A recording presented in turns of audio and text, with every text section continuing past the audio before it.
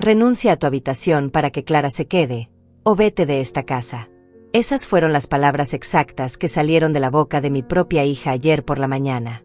Sonreí, tomé mi maleta y salí en silencio sin mirar atrás. Ahora, 11 días después, mi teléfono no para de sonar. 78 llamadas perdidas. Han descubierto dónde estoy viviendo y lo que hice con la herencia. Pero déjame contarte cómo llegué hasta aquí, porque esta historia no comenzó con ese ultimátum. Comenzó hace 43 años, cuando decidí que mi hija Araceli tendría todo lo que yo nunca tuve, sin importar el precio que tuviera que pagar. Me llamo Benita, tengo 69 años, y durante décadas sacrifiqué cada sueño, cada comodidad y cada momento de felicidad personal para construir la vida de una hija que ahora me trataba como si fuera basura. Trabajé limpiando oficinas hasta que mis rodillas gritaban de dolor. Lavé ropa ajena hasta que mis manos se agrietaron como tierra seca. Cuidé niños que no eran míos para poder pagarle la universidad a la única persona que amaba en este mundo. Cada peso que ganaba se convertía en sus libros, su ropa, su primer carro, y finalmente en esa casa de 3 habitaciones donde ella ahora vivía cómodamente con su esposo Martín y donde acababa de echarme como si fuera una extraña. La casa que yo pagué durante 22 años con el sudor de mi frente y las lágrimas que derramé en silencio cada noche. Esa mañana de octubre, cuando Araceli entró a la cocina con esa expresión fría que había aprendido a conocer demasiado bien, yo estaba preparando el desayuno como siempre lo hacía, como lo había hecho durante miles de mañanas anteriores. Detrás de ella venía Martín con su sonrisa falsa, y por último Clara, su suegra, mirándome como si yo fuera un mueble viejo que estorbaba en su nuevo palacio. «Mamá, Clara va a quedarse aquí indefinidamente», dijo Araceli sin siquiera darme los buenos días. Su casa está en reparaciones y necesita un lugar cómodo donde vivir. Le vamos a dar tu habitación. Tú puedes arreglártelas con el sofá de la sala o buscar otro lugar donde vivir. Las palabras me golpearon como una bofetada helada. Mi habitación. La habitación donde guardaba las pocas fotografías de mi juventud perdida.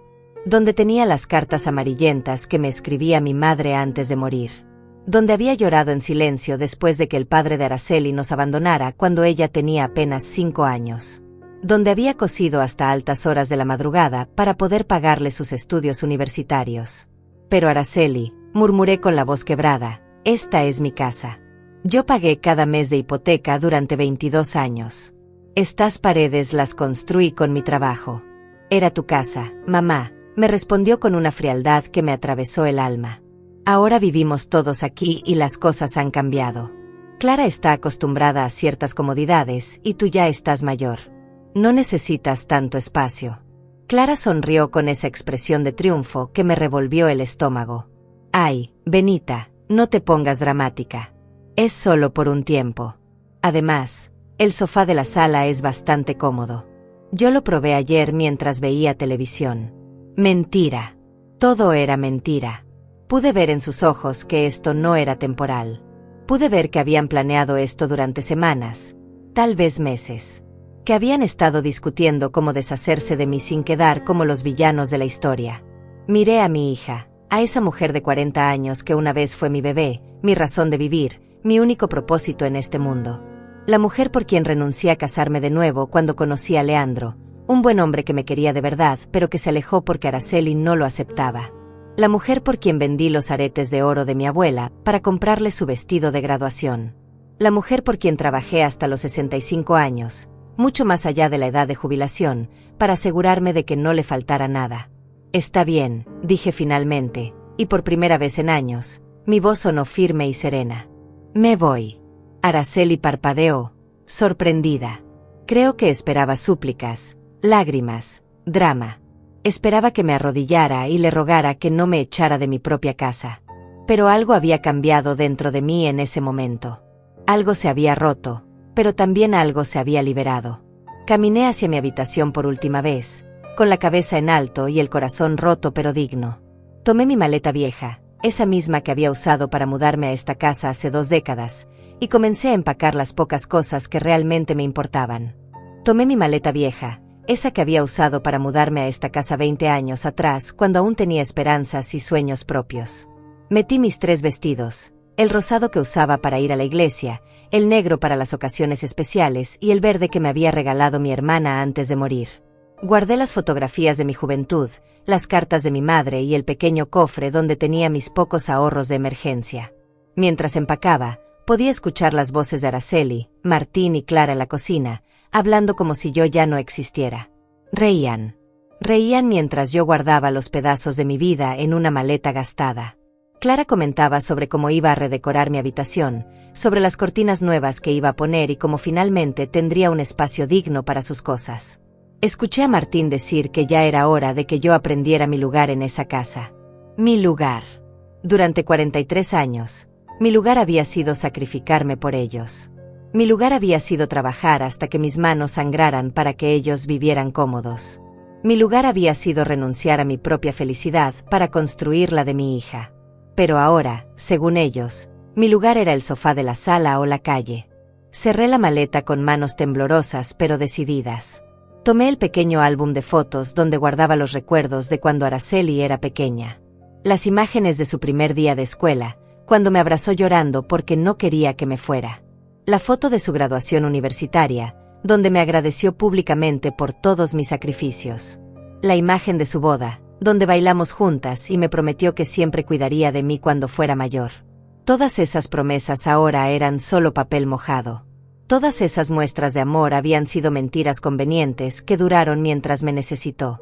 Ahora que tenía esposo, trabajo estable y una vida cómoda financiada por mí, ya no tenía que fingir que me amaba. No lloré. No grité. No supliqué. Por primera vez en décadas, no hice lo que otros esperaban de mí. Simplemente tomé mi abrigo del closet, mi bolso con los documentos importantes y caminé hacia la puerta principal de mi propia casa. Cuando crucé la sala, Araceli levantó la vista desde la mesa donde desayunaba tranquilamente el desayuno que yo había preparado esa mañana por última vez. ¿A dónde vas a ir?, preguntó con una indiferencia que me partió el corazón. Su tono no era de preocupación, sino de simple curiosidad, como quien pregunta sobre el clima. Como si mi futuro fuera solo un detalle menor que resolver. Clara sonrió desde su silla, saboreando su café con leche como si estuviera celebrando una victoria personal. Ay, Benita, no te vayas enojada. Esto es lo mejor para todos. Tú vas a estar más tranquila en otro lugar, y nosotros vamos a tener el espacio que necesitamos para vivir como una familia normal. Una familia normal. Esas palabras me atravesaron como cuchillos. Según Clara, una familia normal era aquella donde echan a la abuela que pagó por todo durante décadas. Una familia normal era aquella donde la madre que se sacrificó toda la vida se convierte en un estorbo que hay que eliminar. Ya lo veré, respondí sin detenerme. No les debía explicaciones a nadie.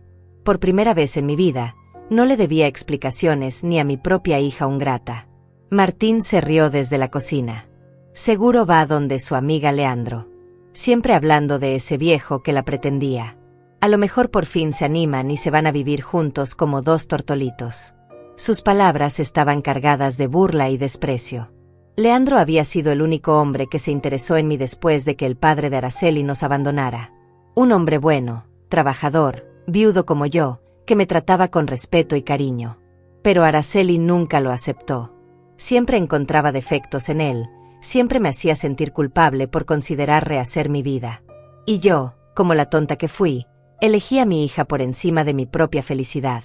Ahora Leandro vivía en otra ciudad, había rehecho su vida con una mujer que sí supo valorarlo, y yo estaba sola a los 69 años, echada de mi propia casa por la persona por quien renuncié al amor.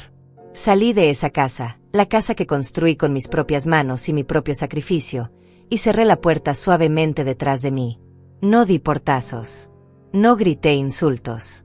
No monté una escena dramática. Simplemente me fui, con la dignidad intacta y la cabeza en alto, mientras escuchaba las risas que venían de la cocina. El aire fresco de octubre me golpeó la cara mientras caminaba por la acera que había barrido miles de veces. Cada paso me alejaba de 43 años de sacrificios no valorados y me acercaba a algo que no sabía qué era, pero que no podía ser peor de lo que acababa de dejar atrás. Mis piernas temblaron durante los primeros pasos, no por miedo, sino por la extraña sensación de libertad que comenzaba a crecer en mi pecho. Por primera vez en 43 años, no sabía qué iba a pasar después, y eso me daba tanto terror como esperanza. Caminé hasta la parada del autobús, la misma donde había esperado transporte público durante décadas para ir a mis trabajos de limpieza. La misma donde había esperado bajo la lluvia y el sol para ir a trabajar dobles turnos, cuando Araceli necesitaba dinero extra para sus caprichos universitarios. Pero esta vez no iba a limpiar oficinas ni a cuidar niños ajenos. Esta vez iba hacia lo desconocido, hacia una nueva vida que tendría que construir desde cero a los 69 años. En el autobús, mientras veía pasar las calles de mi barrio por la ventana empañada, recordé las palabras que me había dicho mi madre años atrás, cuando yo era joven y tenía toda la vida por delante. Benita, a veces tienes que perderte completamente para encontrarte de verdad. A veces tienes que tocar el fondo para impulsarte hacia arriba. En ese momento no entendía qué quería decir. Ahora, viendo desaparecer mi pasado por la ventanilla, comenzaba a comprenderlo. Una señora mayor se sentó a mi lado y me sonrió con amabilidad. «Buenos días», me dijo. «¿Cómo está usted? Hace mucho que no la veía por estos rumbos». «Estoy bien», respondí, y por primera vez en mucho tiempo, sentí que esas palabras podrían llegar a ser verdad. «Estoy empezando una nueva vida». La señora asintió con comprensión. «A nuestra edad, mija, nunca es tarde para empezar de nuevo.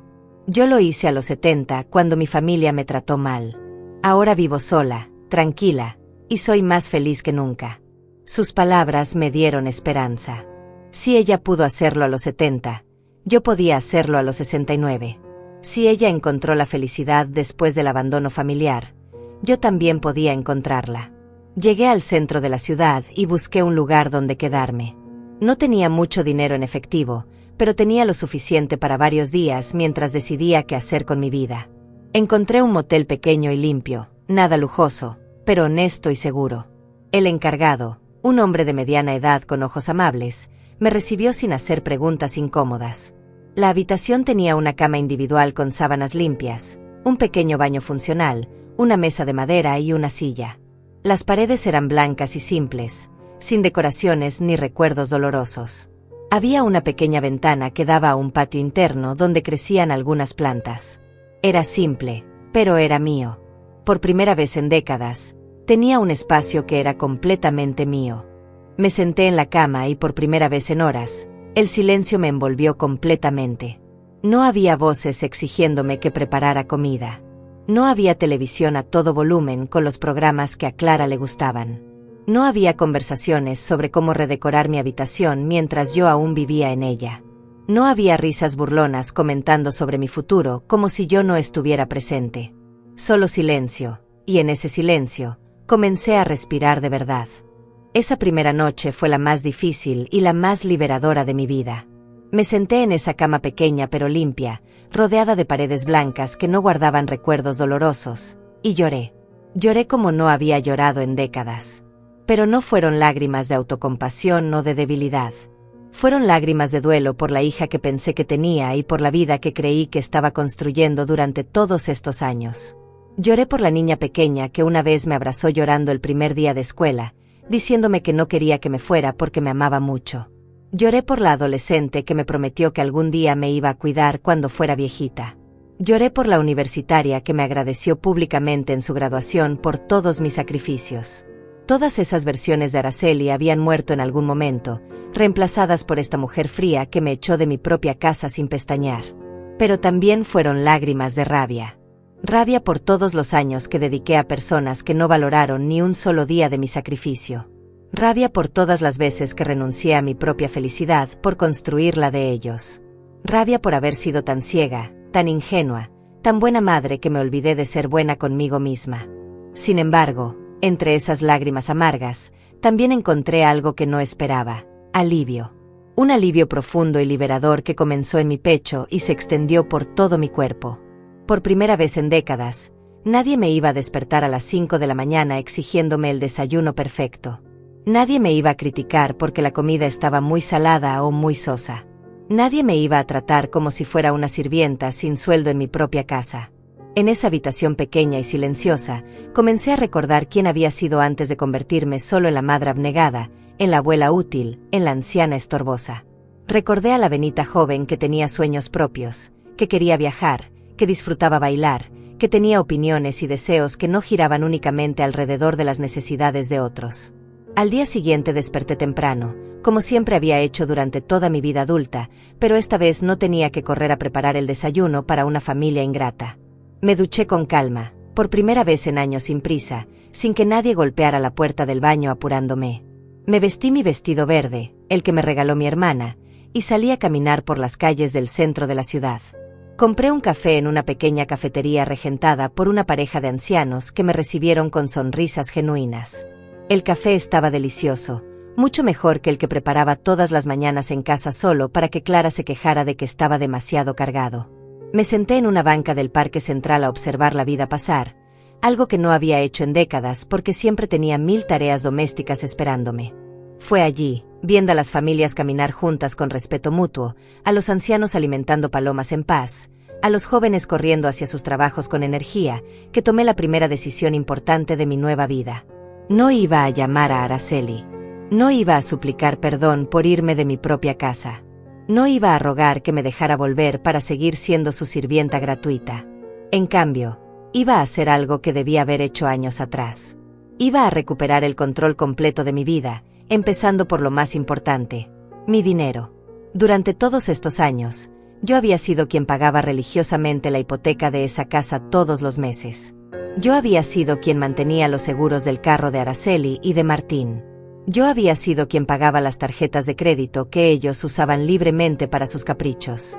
Yo había sido quien transfería dinero cada mes para sus gastos personales, sus salidas, sus vacaciones.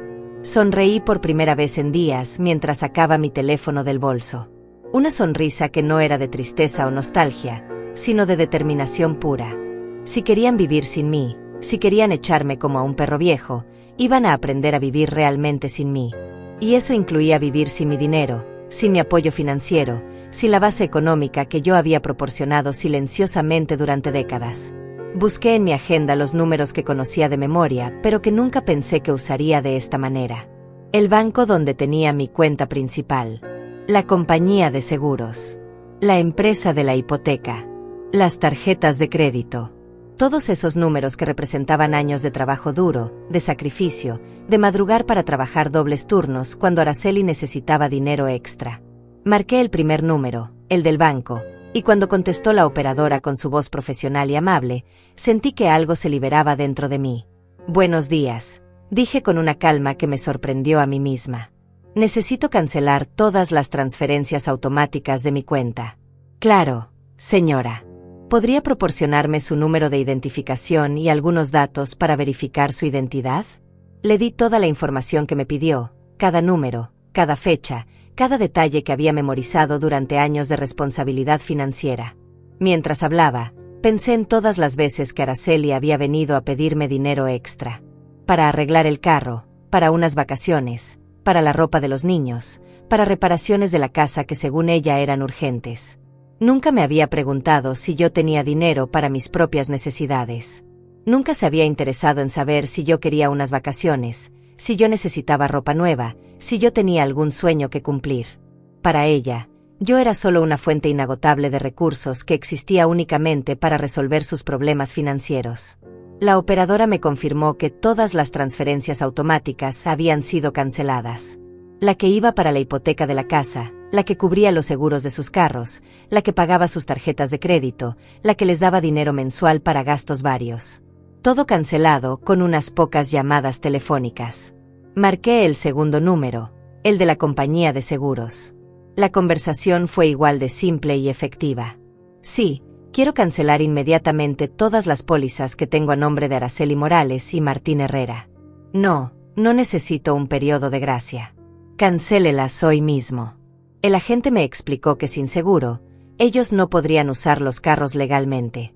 Perfecto, pensé. Que aprendan a pagarse sus propios seguros como adultos responsables que deberían ser a su edad. La tercera llamada fue a la empresa hipotecaria. Esta conversación fue la más satisfactoria de todas. Quiero detener inmediatamente todos los pagos automáticos de la hipoteca del inmueble ubicado en la calle. Les di la dirección completa de la casa, mi casa, la casa que había estado pagando religiosamente durante 22 años. ¿Está segura, señora? Si deja de pagar la hipoteca, eventualmente el banco podría iniciar un proceso de ejecución hipotecaria. Estoy completamente segura. respondí con una firmeza que no sabía que tenía. Ya no vivo en esa propiedad y ya no me hago responsable de sus pagos. Cuando colgué el teléfono después de esa tercera llamada, sentí algo que no había experimentado en décadas: poder. El poder de tomar decisiones sobre mi propia vida y mi propio dinero. El poder de decir no a personas que me habían estado explotando durante años. El poder de poner límites a quienes creían que podían pisotearme sin consecuencias. Durante 43 años, había trabajado en silencio para sostener económicamente a mi familia. Durante 43 años, había pagado cuentas, había resuelto crisis financieras ajenas, había sido el pilar económico invisible que mantenía su estilo de vida cómodo. Y durante 43 años, ellos habían dado por sentado que yo seguiría haciendo eso hasta el día de mi muerte. Pero ahora, sentada en esa banca del parque con mi teléfono en la mano, acababa de demostrarles que estaban terriblemente equivocados. Los primeros días después de mis llamadas telefónicas fueron silenciosos. Demasiado silenciosos. Pasé ese tiempo caminando por el centro de la ciudad, conociendo cafeterías pequeñas donde servían café de verdad, no como el aguachirle que Clara se quejaba que yo preparaba. Visité la biblioteca pública y leí libros que había querido leer durante años, pero nunca tuve tiempo porque siempre estaba ocupada sirviendo a otros. El cuarto día, mi teléfono sonó por primera vez. Era Araceli. No contesté. Dejó un mensaje de voz que escuché horas después. Mamá, llámame. Hay un problema con el banco. Su voz sonaba molesta, no preocupada. Molesta porque sus planes perfectos habían encontrado un obstáculo. El quinto día, 3 llamadas más. Esta vez sí había un tono de preocupación en su voz. Mamá, ¿dónde estás? El banco dice que cancelaste los pagos automáticos. Debe ser un error. Llámame para arreglarlo. Un error. Claro que pensaba que era un error. En su mente, era imposible que su madre sumisa y obediente hubiera tomado una decisión financiera sin consultarle. En su mundo perfecto, yo era incapaz de hacer algo que los afectara directamente. El sexto día, el tono cambió completamente. Martín fue quien llamó esta vez, y su voz ya no tenía esa tranquilidad arrogante de siempre. Benita, necesitamos hablar urgentemente. Los seguros de los carros fueron cancelados y no podemos manejar. ¿Qué está pasando? ¿Dónde te metiste? No contesté esa llamada tampoco. En cambio, pedí un café con leche en mi cafetería favorita y me senté a observar cómo la vida continuaba normal para el resto del mundo mientras la de ellos comenzaba a desmoronarse silenciosamente. El séptimo día llegaron las llamadas desesperadas. 5 llamadas de Araceli, 3 de Martín, y por primera vez, 2 de Clara. La suegra perfecta que había tomado mi habitación ahora también estaba preocupada porque su paraíso financiado por mí se tambaleaba. Benita, soy Clara. Mira, creo que hubo un malentendido. Araceli está muy angustiada. Los bancos están diciendo cosas raras sobre cancelaciones. Tú no harías algo así, ¿verdad? Tú eres una mujer sensata. Llámanos para aclarar este error. Qué interesante. Ahora yo era una mujer sensata. Cuando me echaron de mi casa, yo era una carga inútil. Cuando mi dinero desapareció, de repente me convertí en alguien sensata que merecía respeto. El octavo día, Araceli vino al motel. No sé cómo supo dónde estaba, pero apareció en la recepción preguntando por mí. El encargado, un hombre discreto que había aprendido a respetar mi privacidad, le dijo que no podía confirmar si yo estaba allí o no. Ella gritó, exigió, amenazó con llamar a la policía. Desde mi ventana, la vi hacer una escena dramática en la calle, caminando de un lado a otro como animal enjaulado. Finalmente se fue, pero no sin antes dejar un mensaje gritado hacia las ventanas. Mamá, sé que estás ahí. Esto es ridículo. Somos tu familia. No puedes hacernos esto. No puedo hacerles esto. La mujer que me echó de mi propia casa ahora me decía que no podía retirar mi apoyo financiero. La hija que me trató como basura ahora reclamaba derechos familiares cuando le convenía. El 9º día recibí una llamada que me hizo reír a carcajadas. Era de un abogado que representaba a Araceli y Martín. Mi familia había decidido llevar las cosas al siguiente nivel. Señora Benita, soy el licenciado Vázquez. Represento a sus familiares en un asunto delicado. Ellos están preocupados por su bienestar mental y creen que usted podría estar tomando decisiones financieras bajo influencia externa o en un estado de confusión senil. Necesitamos reunirnos para evaluar su capacidad de manejo de finanzas. Confusión senil. Esas fueron las palabras exactas que usó. La mujer que había manejado las finanzas familiares durante 4 décadas, que nunca había perdido un pago, que había construido el patrimonio que ellos disfrutaban, ahora sufría de confusión senil porque había decidido no regalarles más dinero. Le respondí con una calma que me sorprendió a mí misma. Licenciado, mi mente está perfectamente clara. Tanto, que finalmente pude ver la realidad de mi situación familiar. No tengo ningún interés en reunirme con usted o con mis familiares en este momento. Buenos días. Colgué y inmediatamente marqué otro número que había encontrado en las páginas amarillas. Si ellos querían jugar con abogados, yo también podía hacerlo. Buenos días. ¿Habla con el bufete de abogados Herrera y Asociados? Necesito una consulta urgente sobre derecho familiar y manejo de patrimonio personal. La secretaria me dio una cita para esa misma tarde. El licenciado Arturo Herrera resultó ser un hombre mayor, con ojos inteligentes y una sonrisa paternal que me tranquilizó inmediatamente. Cuénteme su situación, señora, me dijo mientras servía 2 tazas de té en su oficina elegante pero acogedora. Le conté todo. Desde los 43 años de sacrificios hasta el ultimátum de Araceli, desde mi salida silenciosa hasta las cancelaciones bancarias.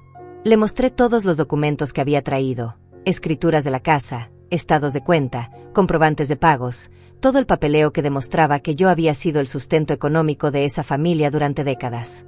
El licenciado Arturo me escuchó sin interrumpir, tomando notas ocasionales y asintiendo con comprensión. Cuando terminé mi relato, se recostó en su silla y me miró con una expresión que mezclaba admiración y tristeza. Señora Benita, lo que usted me cuenta es más común de lo que imagina. Familias que abusan económicamente de sus mayores, que los tratan como bancos personales hasta que deciden rebelarse. Lo bueno es que usted tiene todos los documentos que prueban su capacidad mental y su derecho legal a manejar su dinero como considere conveniente. ¿Pueden obligarme a seguir pagando sus gastos?, pregunté. En absoluto. Usted no tiene ninguna obligación legal de mantener económicamente a hijos adultos capaces de trabajar. Lo que sí me preocupa es la estrategia que están usando. Ese intento de declararla mentalmente incapacitada es serio. Necesitamos estar preparados. El licenciado Arturo me explicó que podíamos adelantarnos a sus movimientos. Podíamos conseguir evaluaciones psicológicas que certificaran mi plena capacidad mental. Podíamos documentar oficialmente el abuso económico del que había sido víctima. Podíamos proteger legalmente mi patrimonio. También me contó algo que me heló la sangre. Señora, he visto casos donde familiares sin escrúpulos intentan quedarse con propiedades usando documentos falsos o alegando cuidado por años. ¿Usted está segura de que no han intentado hacer algún trámite irregular con la escritura de su casa? Sus palabras me llenaron de una sospecha terrible. ¿Sería posible que todo esto hubiera sido planeado? ¿Que el ultimátum no fuera solo crueldad, sino parte de un plan más grande para quedarse con mi propiedad? Esa noche, en mi habitación del motel, no pude dormir. Las palabras del licenciado Arturo resonaban en mi cabeza como campanadas de alarma. Al día siguiente, regresaría a su oficina para comenzar a investigar qué exactamente había estado sucediendo a mis espaldas durante todos estos meses. Porque comenzaba a sospechar que la crueldad de Araceli no había sido espontánea. Comenzaba a pensar que me habían estado preparando para este momento durante mucho tiempo, planeando cómo deshacerse de mí y quedarse con todo lo que había construido. Al día siguiente regresé temprano a la oficina del licenciado Arturo, pero esta vez no fui sola. Había pasado la noche despierta, y al amanecer había tomado una decisión importante. Llamé a Leandro, mi viejo amigo, el hombre bueno que había alejado de mi vida por complacer a Araceli años atrás. Su voz al teléfono sonó sorprendida pero cálida. Benita, qué alegría escucharte después de tanto tiempo. ¿Cómo estás? Le conté brevemente mi situación, sin entrar en detalles dolorosos, pero explicándole que necesitaba apoyo moral para enfrentar algunas cosas legales. Leandro no dudó ni un segundo. Voy para allá inmediatamente. Nunca debí haberte dejado sola con esa situación familiar tan tóxica.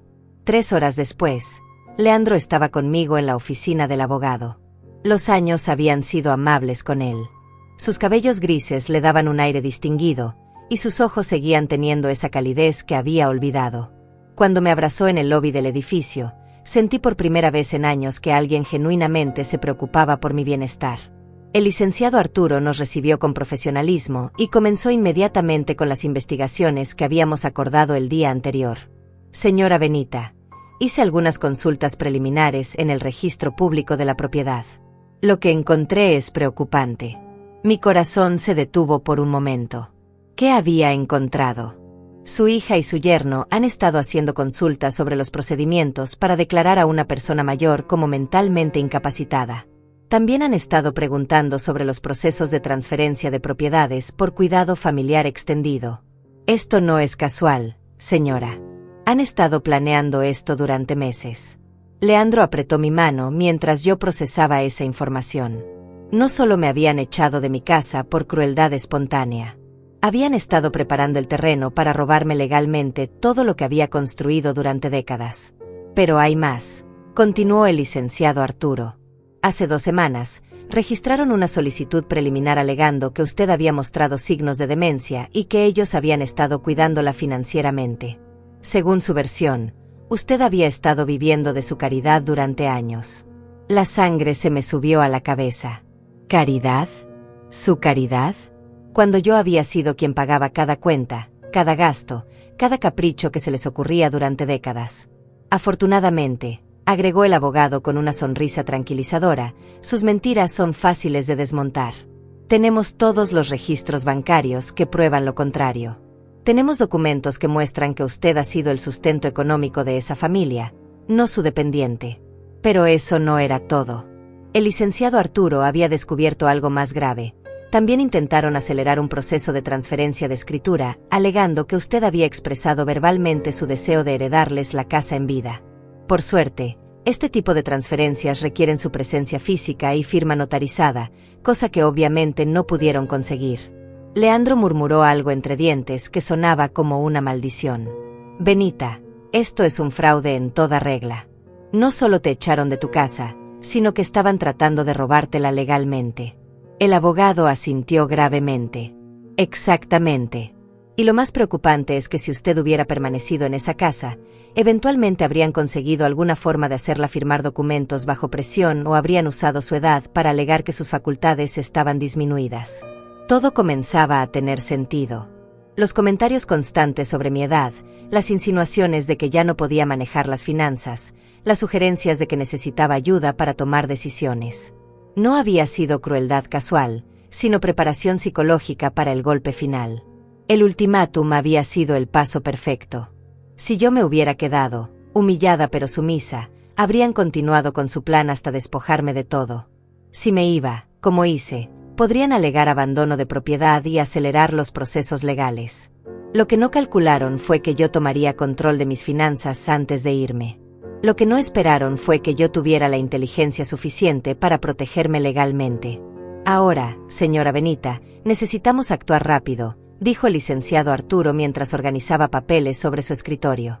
Vamos a presentar una denuncia formal por intento de fraude. Vamos a conseguir evaluaciones psicológicas que certifiquen su plena capacidad mental. Y vamos a proteger legalmente su patrimonio antes de que intenten algo más desesperado.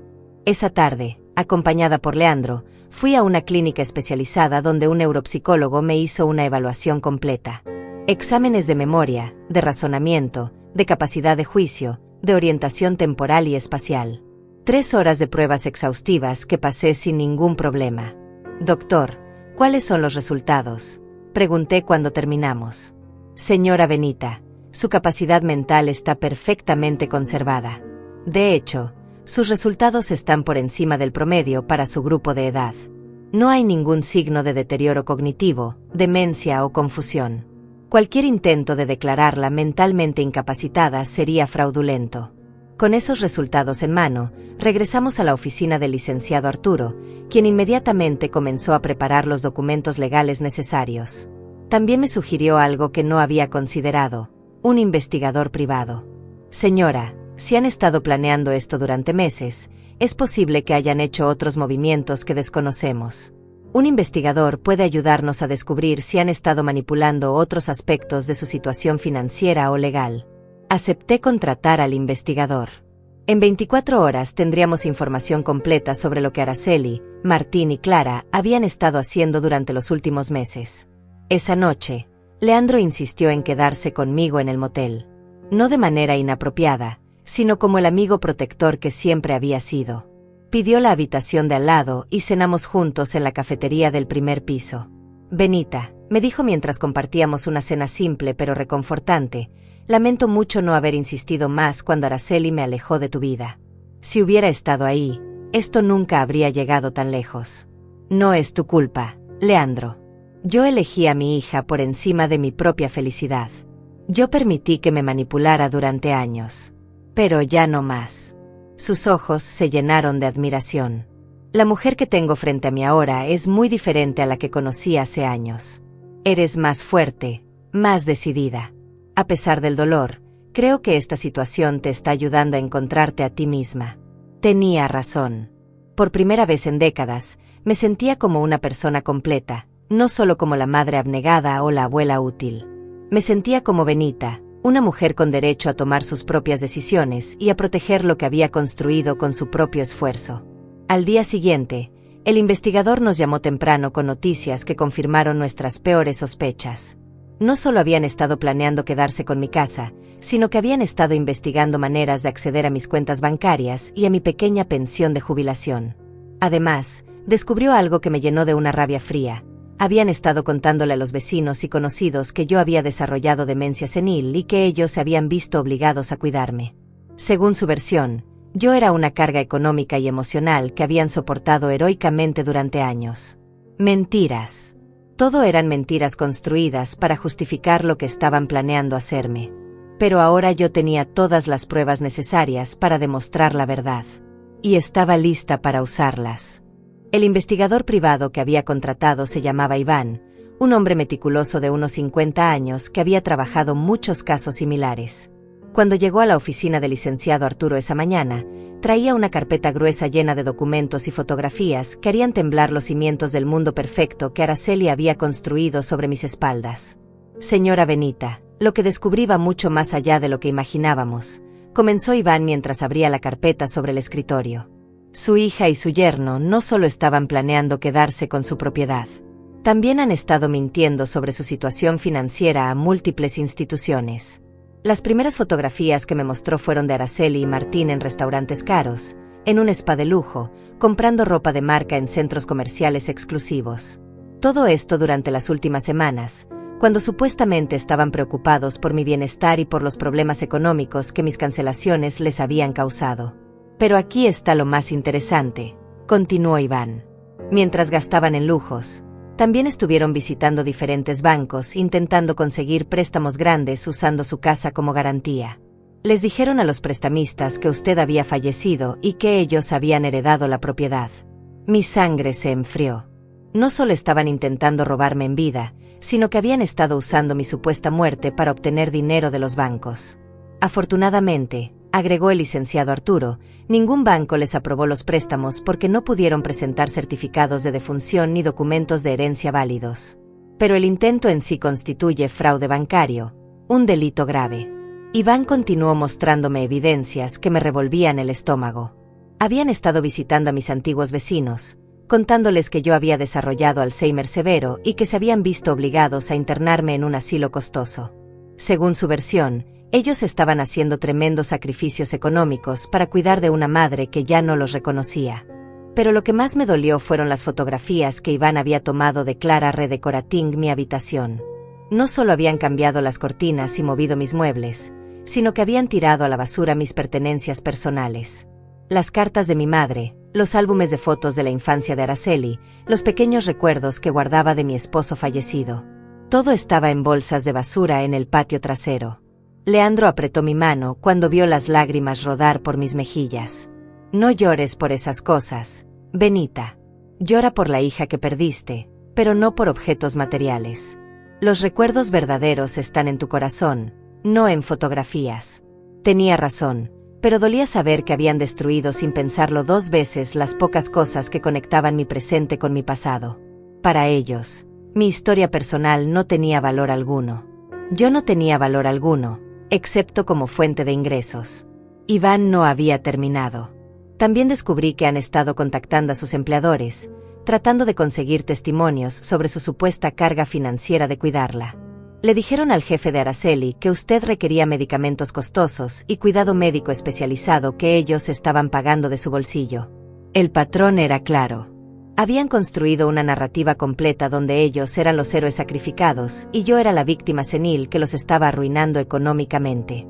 Una historia perfecta para justificar cualquier acción legal que decidieran tomar contra mí. Pero cometieron un error crucial, sonrió el licenciado Arturo. Todos esos testimonios que han estado recolectando pueden usarse en su contra en un juicio por fraude. Cada mentira que dijeron está documentada y puede ser fácilmente refutada con evidencia real. Esa tarde, tomamos una decisión que cambiaría el curso de toda esta situación. En lugar de simplemente defendernos de sus ataques, íbamos a tomar la ofensiva. Íbamos a exponer públicamente todas sus mentiras antes de que ellos pudieran consolidar su versión falsa de los eventos. El licenciado Arturo me explicó el plan. Vamos a presentar una demanda civil por difamación, fraude y abuso económico de adulto mayor. Vamos a contactar a todos los vecinos, empleadores y conocidos a quienes les mintieron para corregir el registro. Y vamos a asegurarnos de que la comunidad entera sepa quién es realmente la víctima en esta situación. Pero antes de proceder legalmente, había algo que necesitaba hacer personalmente. Quería confrontar a Araceli cara a cara, no para reconciliarme, sino para que supiera que yo estaba consciente de todos sus planes y que ya no era la madre ingenua y manipulable que ella creía conocer.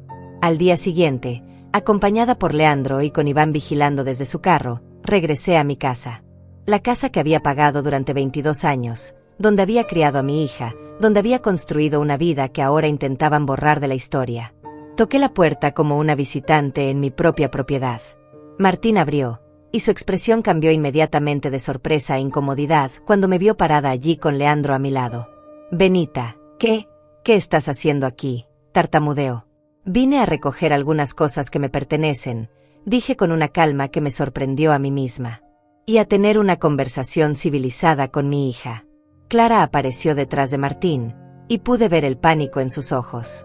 Había estado viviendo cómodamente en mi habitación, durmiendo en mi cama, usando mis cosas, y ahora la realidad la golpeaba en la cara.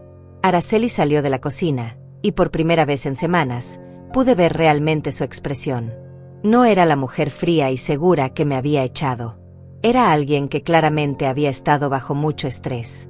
Sus ojeras eran profundas, su ropa estaba arrugada, y tenía esa expresión de pánico controlado de alguien que sabe que su mundo está a punto de colapsar. «Mamá», susurró. Pensé que no ibas a volver». «No volví a quedarme, Araceli. Vine a informarte de algo importante. Sé todo lo que han estado planeando. Sé sobre las mentiras que han estado contando. Sé sobre los intentos de fraude bancario. Sé sobre los documentos falsos. Lo sé todo». Su rostro se puso blanco como papel. No sé de qué estás hablando, mamá. Solo hemos estado preocupados por ti». Leandro se acercó y me entregó una copia de todos los documentos que Iván había recopilado. Se los puse en las manos temblorosas de mi hija. «Estas son las pruebas, Araceli. Fotografías, documentos, testimonios. Todo lo que necesito para demostrar que intentaste defraudarme y robarme mi propiedad. Todo lo que necesito para demostrar que las mentiras sobre mi salud mental fueron parte de un plan calculado». Martín trató de intervenir, pero Leandro lo silenció con una mirada que no admitía discusión. Esta conversación era entre madre e hija, no había lugar para manipuladores cobardes. Araceli hojeó los documentos con manos temblorosas, y pude ver el momento exacto en que se dio cuenta de que habían sido descubiertos. Sus hombros se hundieron, y por primera vez en años, vi en sus ojos algo parecido al remordimiento. «Mamá, nosotros, estábamos asustados. Cuando cancelaste los pagos, pensaron que, Araceli, ¿que tenían derecho a mi dinero para siempre? ¿Que podían echarme de mi casa y seguir viviendo de mi trabajo? ¿Que podían inventar mentiras sobre mi salud mental para robarme todo lo que construí?» Las lágrimas comenzaron a rodar por sus mejillas, pero ya no me afectaban como antes. Estas no eran lágrimas de arrepentimiento genuino, sino de pánico por haber sido descubierta. «Ahora tienes una decisión que tomar», continué. «Puedes hacer esto por las buenas o por las malas. Mañana voy a dar una conferencia de prensa donde voy a contar toda la verdad sobre esta situación. Voy a mostrar todas las pruebas que tengo. Voy a desmentir cada mentira que han estado contando sobre mí. Clara comenzó a protestar desde atrás, pero la detuve con una mirada helada. O puedes adelantarte y confesar públicamente todo lo que hicieron. Puedes ir a la iglesia este domingo y contarle a toda la congregación la verdad sobre cómo trataste a tu madre. Puedes explicarles cómo la mujer que trabajó 43 años para darte todo lo que tienes te estorbaba tanto que decidiste echarla para darle su habitación a tu suegra. Araceli se quedó callada por un largo momento, mirando los documentos en sus manos como si fueran sentencias de muerte. Martín y Clara intercambiaron miradas nerviosas, claramente calculando si aún tenían alguna salida de esta situación que no fuera la humillación pública total. Si confiesan públicamente, continué con una voz serena pero implacable, y si devuelven todo lo que tomaron de mi habitación, consideraré no presentar cargos criminales por fraude. Pero si eligen el camino difícil, van a enfrentar las consecuencias legales completas de sus acciones. ¿Qué quieres que hagamos exactamente?, preguntó Martín con una voz que intentaba sonar desafiante pero que temblaba de nerviosismo. Leandro respondió por mí. Van a admitir públicamente que mintieron sobre la salud mental de Benita. Van a confesar que ella fue quien mantuvo esta familia económicamente durante décadas. Van a explicar cómo la echaron de su propia casa para darle su habitación a una extraña. Y van a pedirle perdón de rodillas frente a toda la congregación. Clara finalmente explotó. Esto es ridículo. Benita, tú eres mi familia política. No puedes humillarnos así. Tenemos reputación que cuidar. ¿Reputación? Le respondí con una risa fría. ¿La misma reputación que ustedes destruyeron cuando le dijeron a medio barrio que yo tenía demencia? ¿La misma reputación que protegieron cuando me echaron para que tú pudieras tomar mi habitación? Ahora les preocupa la reputación. Araceli finalmente habló, y su voz sonaba derrotada. Mamá, si hacemos lo que pides, ¿podrás perdonarnos? ¿Podremos volver a ser una familia? Su pregunta me partió el corazón, pero no de la manera que ella esperaba. Me dolió darme cuenta de que aún no entendía la magnitud de lo que había hecho. Pensaba que esto era solo una pelea familiar que se podía resolver con disculpas públicas y promesas vacías. Araceli, le dije mientras la miraba directamente a los ojos, tú destruiste nuestra relación cuando decidiste echarme de mi propia casa. La terminaste cuando planeaste robarme mi patrimonio. La enterraste cuando mentiste sobre mi salud mental para justificar tus acciones. No hay vuelta atrás de eso. Pero mamá, yo soy tu única hija. Somos familia. Las familias se perdonan. Las familias se respetan, Araceli. Las familias se cuidan mutuamente. Las familias no echan a sus mayores para darle el lugar a extraños. Tú decidiste que ya no éramos familia cuando me diste ese ultimátum. Ahora tienes que vivir con las consecuencias. Martín intentó una última manipulación. Benita, piensa en tus nietos. Ellos te necesitan. Si haces esto público, vas a lastimar a niños inocentes. Mis nietos, repetí con amargura. ¿Los mismos nietos que no preguntaron por mí ni una sola vez en estas 2 semanas? ¿Los niños que ustedes están criando para que no respeten a sus mayores? Ellos van a estar mejor aprendiendo que las acciones tienen consecuencias. Nos fuimos de la casa sin más conversación. Ya había dicho todo lo que tenía que decir. Ahora era momento de actuar, no de hablar. Esa noche, el licenciado Arturo organizó una conferencia de prensa para el día siguiente en el centro comunitario del barrio. Contactó a periódicos locales, estaciones de radio y páginas de noticias en Internet. La historia de una abuela echada de su casa por su propia hija, que descubre un plan para robarle su patrimonio, era exactamente el tipo de noticia que captaría la atención del público. Leandro me ayudó a prepararme emocionalmente para enfrentar las cámaras y los reporteros. Vamos a contar tu historia exactamente como sucedió, me dijo mientras revisábamos los documentos que presentaríamos. Sin drama, sin exageraciones. Los hechos son suficientemente poderosos por sí solos. La mañana de la conferencia de prensa, me vestí con mi mejor vestido, el negro que usaba para ocasiones especiales. Me peiné cuidadosamente y me maquillé de manera sencilla pero elegante. Quería que la gente viera a una mujer digna y lúcida, no a la anciana senil que Araceli había descrito en sus mentiras. El centro comunitario estaba lleno. Vecinos que conocía desde hacía años, periodistas con cámaras, trabajadores sociales y representantes de organizaciones de derechos de adultos mayores. En las primeras filas vi algunas caras familiares. Alonso, el tendero del barrio que siempre me había tratado con respeto, doña Carmen, la vecina que había escuchado las mentiras de Araceli sobre mi supuesta demencia, el pastor de la iglesia donde había ido durante décadas. Cuando me paré frente al micrófono, el silencio fue completo. Respiré profundo y comencé a hablar con una voz clara y serena. Buenos días.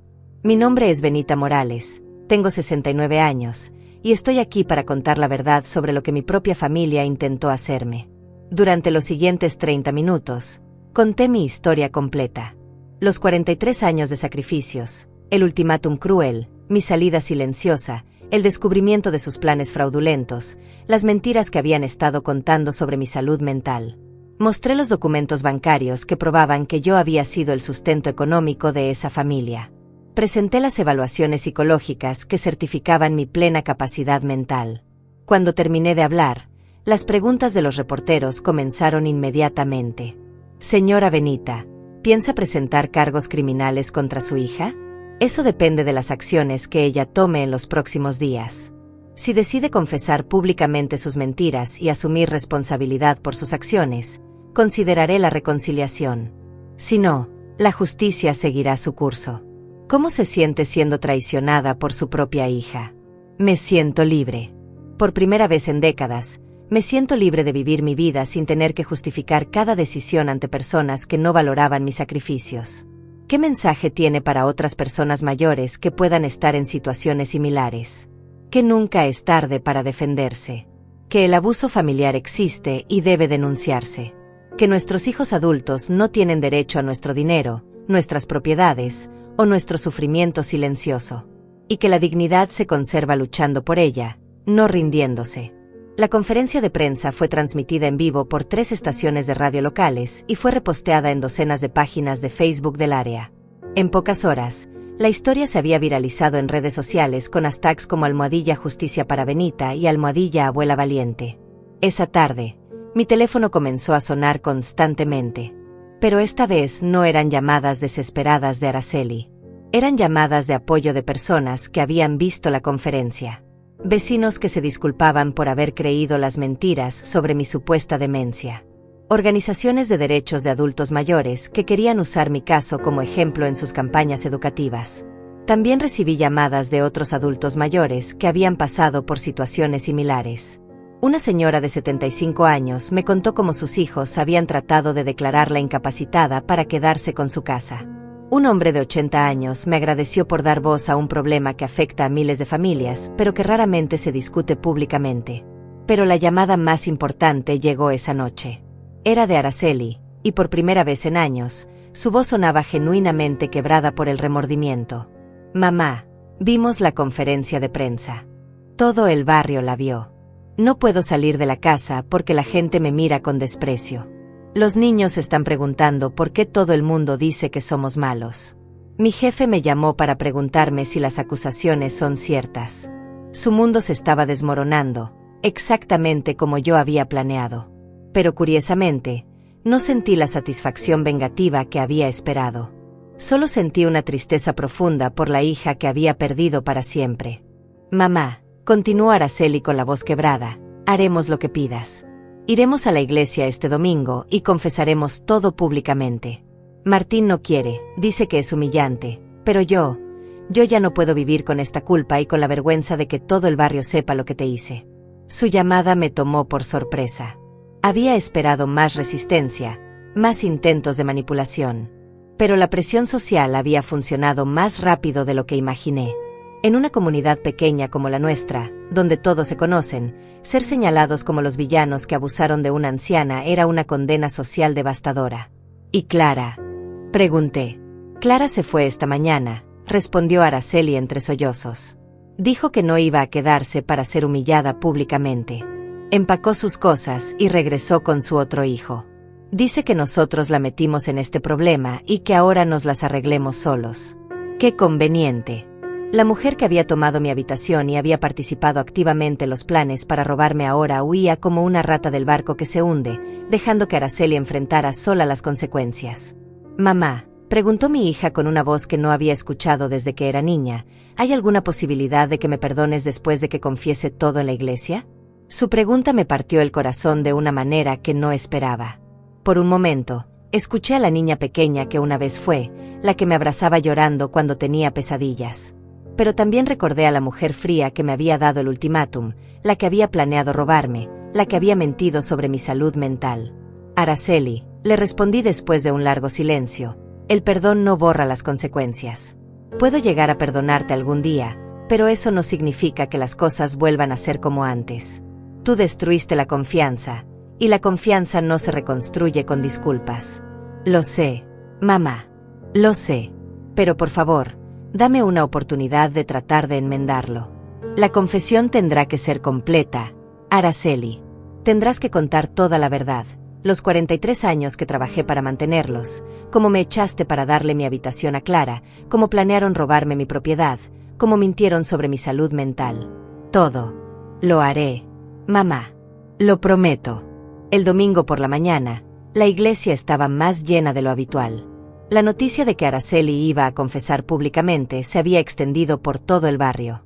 Llegué temprano, acompañada por Leandro, y me senté en una de las bancas del medio, no muy adelante para no parecer vengativa, pero lo suficientemente visible para que todos supieran que estaba presente. El pastor, un hombre sabio de unos 60 años que había conocido a nuestra familia durante décadas, comenzó el servicio con un sermón sobre el perdón y la responsabilidad. Sus palabras eran cuidadosamente elegidas, hablando sobre cómo el verdadero arrepentimiento requiere reconocer completamente el daño causado y asumir las consecuencias de nuestras acciones. Cuando llegó el momento de los testimonios, Araceli se levantó lentamente de su asiento en la primera fila. Podía ver que había estado llorando, sus ojos estaban rojos e hinchados.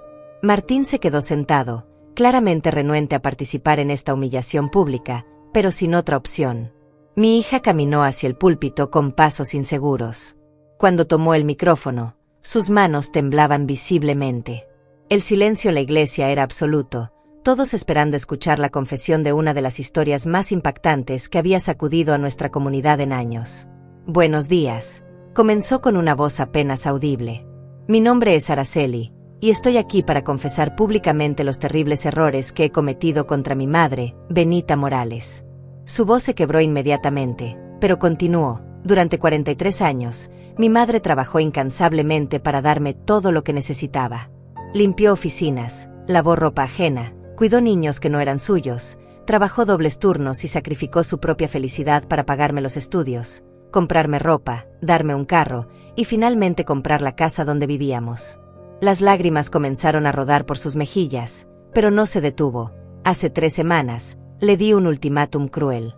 Le dije que tenía que renunciar a su habitación para que mi suegra se quedara allí, o irse de la casa que ella misma había pagado durante 22 años. Cuando mi madre, con dignidad, tomó su maleta y se fue, yo me sentí aliviada de deshacerme de la carga que representaba. Un murmullo de indignación recorrió la congregación. Algunas personas negaban con la cabeza, claramente horrorizadas por lo que estaban escuchando. Pero eso no fue todo, continuó Araceli, ahora llorando abiertamente. Mi esposo y yo planeamos quedarnos legalmente con su propiedad. Intentamos declararla mentalmente incapacitada. Mintieron a bancos diciendo que había fallecido para conseguir préstamos. Le dijimos a todo el barrio que tenía demencia senil y que había sido una carga económica para nosotros. El pastor cerró los ojos, claramente afectado por la confesión. Algunos miembros de la congregación comenzaron a llorar, movidos por la crueldad de la situación. Cada palabra de esas mentiras era falsa, sollozó mi hija. Mi madre tiene una mente perfectamente lúcida. Ella fue quien nos mantuvo económicamente durante décadas, no al revés. Ella fue la víctima de nuestro abuso, no la perpetradora de ningún problema familiar.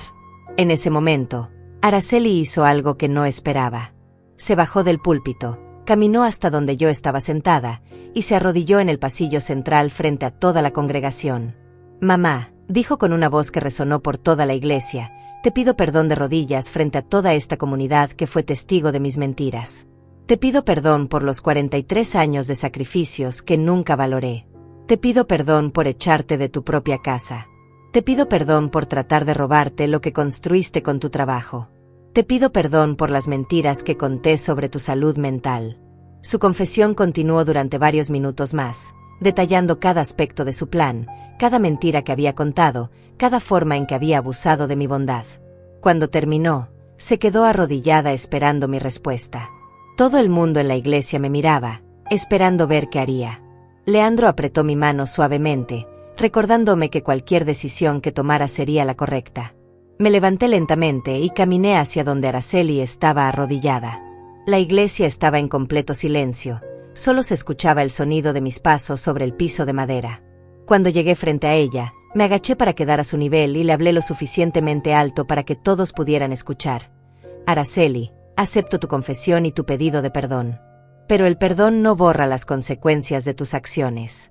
No significa que puedas volver a vivir en mi casa. No significa que voy a regresar a mantenerte económicamente. Y definitivamente no significa que voy a olvidar lo que me hiciste. Ella asintió entre lágrimas, entendiendo que este era el mejor resultado que podía esperar. Sin embargo, continué, porque eres mi hija y porque has tenido el valor de confesar públicamente tus errores, no presentaré cargos criminales en tu contra. Pero tendrás que reconstruir tu vida sin mi apoyo financiero, y tendrás que ganarte la confianza de esta comunidad que ahora sabe quién eres realmente. Me levanté y regresé a mi asiento. El pastor cerró el servicio con una oración por la sanación familiar y el verdadero arrepentimiento. Cuando salimos de la iglesia, docenas de personas se acercaron para abrazarme y expresar su apoyo. Doña Carmen, la vecina que había creído las mentiras sobre mi demencia, se disculpó profusamente. El tendero Alonso me dijo que siempre había sabido que yo tenía una mente perfectamente clara y que se alegraba de que hubiera defendido mi dignidad. Pero la conversación más importante fue con el pastor, quien me alcanzó en la puerta de la iglesia. Benita, me dijo con una sonrisa paternal, has manejado esta situación con una gracia y dignidad extraordinarias. Muchas personas en tu lugar habrían elegido la venganza pura. Tú elegiste la justicia con compasión. Pastor, le respondí, a veces la mejor venganza es simplemente la paz. Y la libertad. 6 meses después de aquella confesión en la iglesia, mi vida había tomado un rumbo que nunca imaginé posible a los 69 años. Leandro y yo nos habíamos mudado juntos a un pequeño apartamento en el centro de la ciudad, cerca de la biblioteca y del parque donde nos gustaba caminar todas las tardes. No era un matrimonio formal, éramos demasiado mayores para ceremonias, pero era una compañía verdadera, basada en respeto mutuo y cariño genuino. Mis días habían encontrado un ritmo nuevo y tranquilo. Despertaba cuando mi cuerpo me lo pedía, no cuando otros lo exigían. Preparaba el desayuno para 2 personas que se agradecían mutuamente por pequeños gestos cotidianos. Leía libros que había postergado durante décadas. Visitaba museos. Tomaba clases de pintura en el centro comunitario. Por primera vez en mi vida adulta, mi tiempo me pertenecía completamente. El dinero que había estado gastando en mantener a Araceli y su familia ahora lo usaba para mi propia comodidad y bienestar. No era rica, pero era autosuficiente y libre. Había contratado a una administradora financiera que me ayudaba a invertir mis ahorros de manera inteligente, asegurando mi futuro sin depender de nadie. La casa que había pagado durante 22 años eventualmente fue ejecutada por el banco cuando Araceli y Martín no pudieron mantener los pagos hipotecarios sin mi apoyo. Los vi mudarse a un apartamento pequeño en un barrio menos elegante, cargando sus pertenencias en un camión rentado. No sentí alegría por su caída, pero tampoco compasión. Simplemente observé las consecuencias naturales de sus decisiones. Araceli había perdido su trabajo 2 meses después de la confesión pública. Su empleador, una empresa familiar conservadora, decidió que no podían tener en su personal a alguien que había abusado de su propia madre anciana. Martín había conseguido trabajo como vendedor de seguros, ganando una fracción de lo que solía recibir en su empleo anterior. La vida cómoda que habían construido sobre mis espaldas había desaparecido completamente. Mis nietos, los hijos de Araceli, me habían visitado 3 veces durante estos 6 meses, siempre acompañados por trabajadores sociales del sistema de protección familiar. Las visitas eran tensas y artificiales. Los niños habían sido expuestos a demasiada información sobre conflictos adultos y claramente no sabían cómo relacionarse conmigo. No los culpaba, ellos también eran víctimas de las decisiones destructivas de sus padres. Durante la segunda visita, mi nieto mayor, de 12 años, me había preguntado directamente: «Abuela, ¿Es cierto que mamá te echó de tu casa?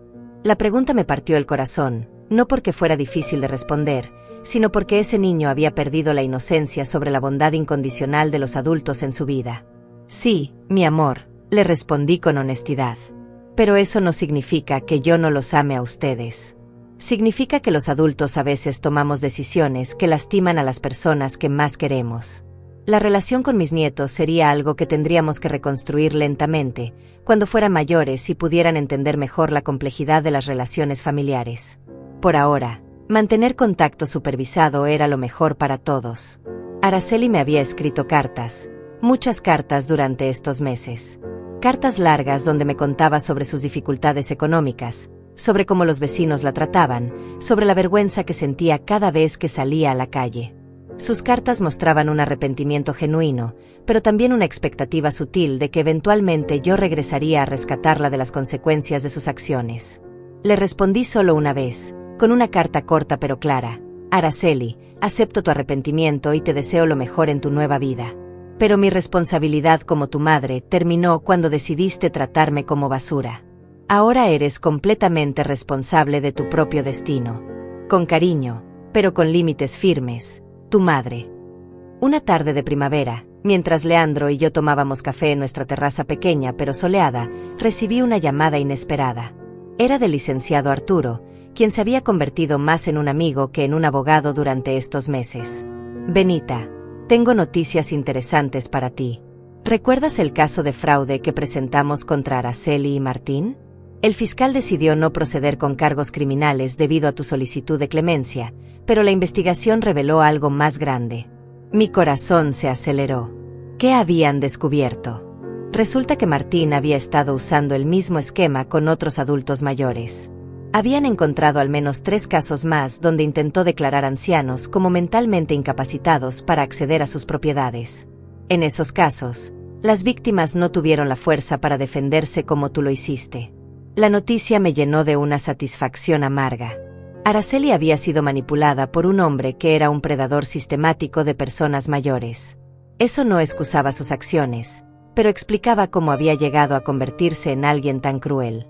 El fiscal va a proceder con cargos criminales contra Martín en esos otros casos. Tu caso sirvió como el catalizador que expuso toda una red de abuso de adultos mayores. Has salvado a otros ancianos de pasar por lo que tú pasaste. Después de colgar, le conté a Leandro sobre la llamada. Él me tomó la mano y sonrió con esa calidez que había aprendido a atesorar. ¿Ves, Benita? Al defenderte, no solo te salvaste a ti misma. Salvaste a otros que no tenían tu fuerza. Tu valentía tuvo un impacto mucho mayor de lo que imaginaste. Esa noche, mientras reflexionaba sobre todo lo que había pasado durante este año transformador, me di cuenta de algo importante. Había pasado 69 años de mi vida definiendo mi valor a través del sacrificio por otros. Había creído que ser una buena madre significaba darlo todo, incluso cuando eso significaba perderme a mí misma. Pero ahora entendía que el verdadero amor, incluso el amor maternal, requiere límites. Requiere respeto mutuo. Requiere que ambas partes valoren la dignidad de la otra persona. Lo que yo había estado dando durante décadas no era amor, era codependencia disfuncional que había permitido que Araceli se convirtiera en una adulta incapaz de responsabilizarse por su propia vida. Al final, echarme de mi casa había sido el mejor regalo que Araceli pudo haberme dado, aunque ese nunca fue su intención. Me había liberado de una prisión que yo misma había construido con mi necesidad de ser necesitada. 6 meses después de aquel ultimátum cruel, yo era una mujer diferente. Era más fuerte, más independiente, más consciente de mi propio valor. Tenía una relación de pareja basada en la igualdad en lugar del sacrificio. Tenía amistades nuevas basadas en intereses compartidos en lugar de obligaciones familiares. Tenía una vida que era verdaderamente mía. Araceli había perdido una madre que la mantenía económicamente, pero había ganado la oportunidad de convertirse en una adulta responsable, si elegía aprovecharla. Yo había perdido una hija que me explotaba, pero había ganado mi libertad, mi dignidad y mi paz interior. Mientras me preparaba para dormir esa noche, en mi cama pequeña pero cómoda, en mi apartamento modesto pero alegre, junto al hombre que me amaba por quien era y no por lo que podía darle, sonreí con una tranquilidad que no había sentido en décadas. A veces, la mejor venganza es simplemente la paz. y la libertad de vivir la vida que siempre mereciste, pero que tardaste 69 años en reclamar. Algunas historias no terminan con reconciliaciones perfectas o finales de cuento de hadas. Algunas terminan con justicia, dignidad recuperada y la satisfacción profunda de saber que finalmente pusiste tu bienestar por encima de las expectativas ajenas. Esta era mi historia. Una historia de liberación tardía pero completa. Una historia que esperaba inspirar a otros adultos mayores a defenderse cuando sus propias familias los trataran como menos de lo que merecían. Porque nunca es demasiado tarde para elegir la dignidad por encima de la conveniencia. Nunca es demasiado tarde para elegirse a uno mismo.